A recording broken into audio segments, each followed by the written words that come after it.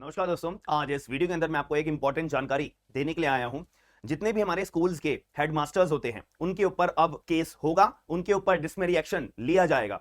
ये बात बिल्कुल सच्ची बात है। यहाँ पे अभी रिसेंटली अपना 19 जुलाई 2024 को जजमेंट मद्रास हाईकोर्ट के द्वारा प्रोनाउंस करा गया है। ये ऑफिशियल जजमेंट की कॉपी है जो मैं आपको स्क्रीन के ऊपर दिखा रहा हूं। केस का नाम है the state of Tamil Nadu and others versus, यहाँ पे एक अपनी सोसाइटी है all India private school legal protection society. यहाँ पे केस दर्ज हुआ है। हालांकि रिट पिटीशन यहाँ पे फाइल करी गई है, मैंडमस रिट पिटीशन फाइल करी गई है। हम लोगों ने देखा है कि अगर कोई भी बच्चा अपना स्कूल के अंदर पढ़ाई कर रहा है और किसी दौरान उस बच्चे को अगर दूसरे स्कूल के अंदर अगर एडमिशन लेना है तो यहां पर जिस स्कूल में वो पहले पढ़ रहा था वहां से उसको टीसी लेना पड़ता है। टीसी की हम बोलते हैं ट्रांसफर सर्टिफिकेट। ठीक है, वो बच्चे को अपना एक स्कूल से ट्रांसफर सर्टिफिकेट लेना पड़ेगा और दूसरे स्कूल के अंदर अपना ट्रांसफर सर्टिफिकेट जब वो एडमिशन ले रहा होगा वहां पे वो दिखाना पड़ेगा कि देखो मैं अपने पुराने स्कूल से छोड़ चुका हूं और पुराने वाले स्कूल ने मुझे टीसी दे दिया है। अब यहां पे जो स्कूल्स होते थे ये टीसी को एज अ टूल के इस्तेमाल, ऐसा हथियार के तौर पे इस्तेमाल कर रहे हैं। और कैसे हथियार के तौर पे इस्तेमाल कर रहे हैं कि हम जो है ना बच्चा तुम्हारे को टीसी जब ही देंगे जब तुम्हारे पेरेंट्स ने सारी की सारी स्कूल की फीस और पे कर दी होगी। जब फीस पे कर दी होगी तब हम थप्पा लगाएंगे और फिर हम तुम्हारे को टीसी दे देंगे, फिर तुम जाओ, तुम्हारे को जहां मर्जी एडमिशन लेना है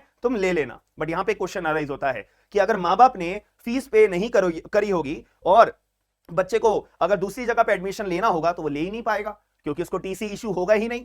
और यहाँ पे जो स्कूल के मैनेजमेंट है वो इस चीज के ऊपर बहुत अच्छे से अपना रोल प्ले करेंगे कि अपने स्कूल में भी पढ़ाई करने नहीं दे रहे, तुम दूसरे स्कूल में भी जाके पढ़ाई नहीं कर सकते हो और कुछ भी नहीं कर सकते हो। अब यहाँ पे क्वेश्चन एक और अराइज होता है, क्या यहाँ पे बच्चे का अपना constitutional right, fundamental right, right to education act 2009 अपना बनाया हुआ है, उसके अंदर सेक्शन नंबर 15 है। वहां पे ये बात साफ साफ लिखी हुई है section number 15 of right to education act 2009 के अंदर कि कोई भी बच्चे को एडमिशन से डिनाई नहीं करा जाएगा। और वहां पे टीसी का कोई जिक्र नहीं है कि अगर कोई स्कूल टीसी काट कर नहीं देता है तो बच्चा दूसरे स्कूल में एडमिशन नहीं ले पाएगा। इन सारी बातों के ऊपर कानून के अंदर, कॉन्स्टिट्यूशन के अंदर, फंडामेंटल राइट के अंदर कहीं भी ऐसा कुछ नहीं लिखा हुआ है। तो ये स्कूल का मैनेजमेंट ऐसे क्यों कर रहा है और बच्चों के टीसी इशू क्यों नहीं कर रहा है, या एक ऐसी मैंडेटरी कंडीशन किसने लगाई है? कौन से कानून में यह बात लिखी हुई है कि आपको अगर दूसरे स्कूल के अंदर अपना एडमिशन लेना है तो पहले आपको अपने पुराने स्कूल से टीसी लाना पड़ेगा?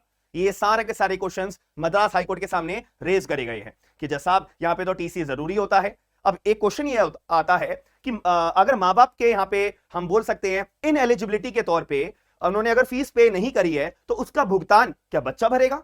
उसका भुगतान क्या बच्चे की पढ़ाई करेगी? उसका भुगतान क्या फिर बच्चे के फंडामेंटल राइट को वॉयलेट करके किया जाएगा? ये सारे के सारे क्वेश्चन मद्रास हाईकोर्ट के सामने रेज करे गए थे। यहां पे अगर हम जजमेंट का पेज नंबर 4 भी खोलकर देखते हैं तो यहां पे लिखा हुआ है कि the act makes it clear that right of every child to get education, कि हर बच्चे का, इस कानून ने एक बात तो क्लियर करी हुई है कि हर एक बच्चे का अधिकार है एजुकेशन को प्राप्त करना।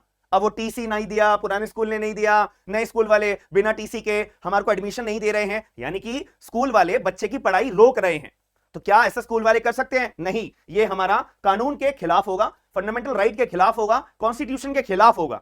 ये साफ तौर पे यहाँ पे मद्रास हाईकोर्ट ने अपने जजमेंट में, ऑफिशियल जजमेंट है, मैंने आपको जैसे सेक्शन नंबर 15 का अधिकार भी करा था कि यहाँ पे प्रोहिबिट करा गया है कि कोई भी बच्चे का एडमिशन जो है डिनाई नहीं करा जाएगा। ये हमारे को समझ में आ जाती है। अब एक जजमेंट का हमारा पेज नंबर 9 है। पेज नंबर 9 है जो कोर्ट ने क्या वर्डिंग्स बोली है कि ये सारे इंस्टेंसेस को समझने के बाद में कोर्ट ने अपने क्या बोला है। और एक सेक्शन नंबर 5 भी है जो प्रिवेल करता है। यहाँ पे ऑनरेबल हमारे मद्रास हाईकोर्ट साहब ने 19 जुलाई 2024 को ये बात क्लियर कर दी है कि अगर कोई भी बच्चे को एक स्कूल से छोड़कर दूसरे स्कूल में एडमिशन लेना है तो सरकार, स्टेट ऑफ तमिलनाडु, आप जो है एक सर्कुलर जारी करिए।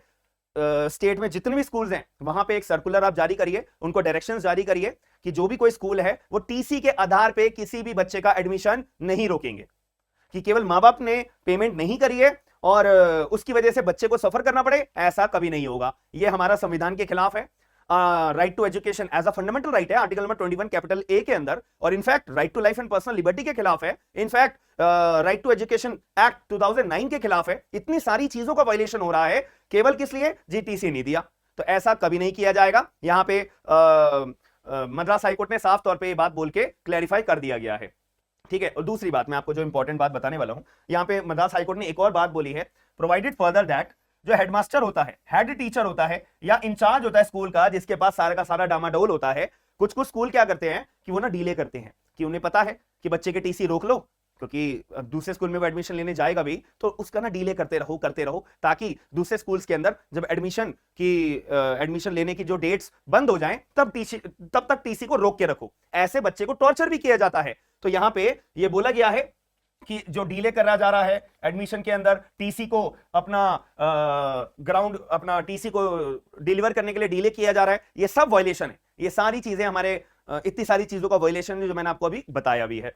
तो यहाँ पे अपना मद्रास हाईकोर्ट ने एक और बात बोली है कि जो हेडमास्टर ये हरकतें कर रहा है और जो इंचार्ज है स्कूल का वो ये हरकतें कर रहा है, ठीक है, delay in issuing the TC transfer certificate, वो लाइबल होंगे किस चीज के लिए? वो लाइबल होंगे डिसमेरी एक्शन के लिए।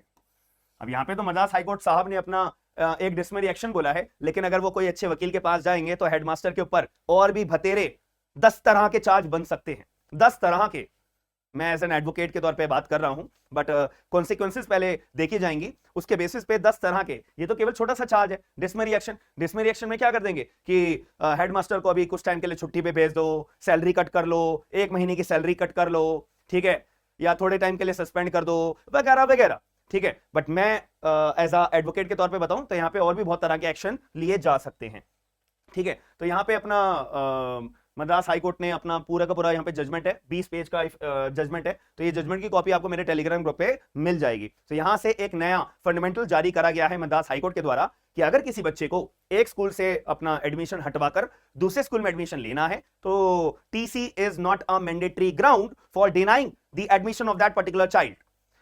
It was held by the Madras High Court in the judgment of State of Tamil Nadu and others versus Society 2024 19 जुलाई को जजमेंट अपना प्रोनाउंस करा है, जो मैंने आपको अभी दिखाया भी है। इस जजमेंट की कॉपी आपको मेरे टेलीग्राम ग्रुप पे मिल जाएगी, आपको अवेलेबल हो जाएगी।